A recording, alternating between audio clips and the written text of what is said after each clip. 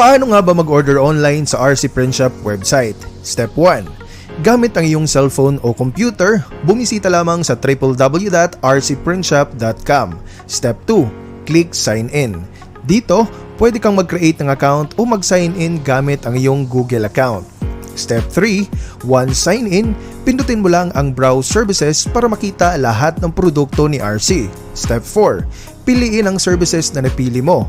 Halimbawa, itong jersey plain cut. Kung meron kang layout design o inspired design na gusto mo, i-upload mo lang ang file dito.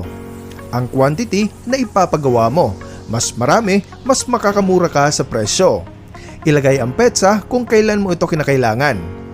Maglagay ng description para sa mga ipapagawa mo o di kaya'y mga instructions na gusto mo.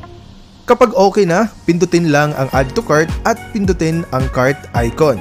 At pindutin ang Proceed to Checkout. Maglagay ng iyong personal information dahil ikokontak ka rin ng aming team.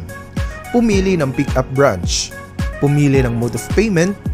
At i-review lahat ng iyong orders at i-click ang Place Order. Magkakaroon ka ng sarili mong reference number na pwede mong gamitin to track your orders and to follow up.